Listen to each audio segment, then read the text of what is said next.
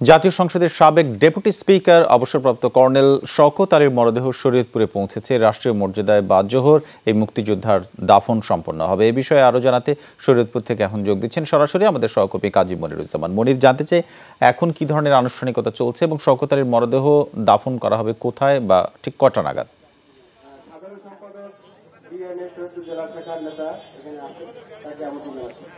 হ্যাঁ জোয়া, এই মুহূর্তে নড়িয়া শহীদ মিনার চত্বরে বর্ষিয়ান নেতা কর্নেল অবসরপ্রাপ্ত শওকত আলীর কে সর্বসাধারণের শ্রদ্ধার জন্য রাখা হয়েছে এবং কিছুক্ষণ আগ থেকেই কিন্তু এই শ্রদ্ধা নিবেদন চলছে।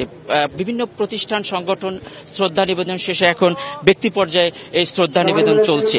এই শ্রদ্ধা নিবেদনের পরপরেই এখানকার যে একটি স্কুল রয়েছে, বিদ্যালয় রয়েছে বিহারীলাল উচ্চ বিদ্যালয় মাঠে, তার নামাজের বাদ জোহর, তার নামাজের জানাজা শেষ হবে, অনুষ্ঠিত হবে এবং সেই নামাজের জানাজার শেষেই তার পারিবারিক কবরস্থান স্বাধীনতা ভবনে তাকে রাষ্ট্রীয় মর্যাদায় সমাহিত করা হবে, এমনটা পরিবার সূত্রে আমরা জানতে পেরেছি। আপনি জানেন যে আজ সকাল 10:30টায় সামরিক বাহিনীর হেলিকপ্টার যোগে তাকে শরীয়তপুর স্টেডিয়ামে আনা হয়, তারপর তার বাসভবন স্বাধীনতা ভবনে নেওয়া হয়। এরপর থেকে এই শ্রদ্ধা নিবেদন চলছে।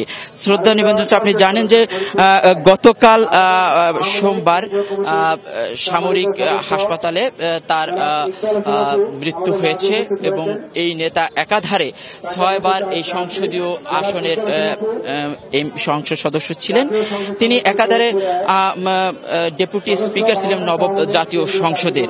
তার এই মৃত্যুতে কিন্তু তার সংসদীয় এলাকা সহ পুরো শরীয়তপুরে শোকের ছায়া নেমে এসেছে। এই মুহূর্তে এখানে কিন্তু নেতাকর্মীদের জড়ো হয়েছেন।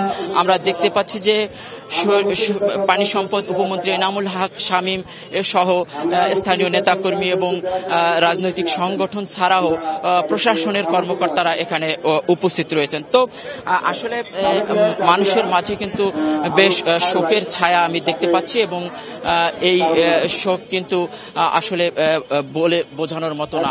তো এই ছিল এখানকার সবশেষ জোহা। বুঝতে পারছি। মনিরুজ্জামান, ধন্যবাদ আমাদের সাথে যোগ দেওয়ার জন্য।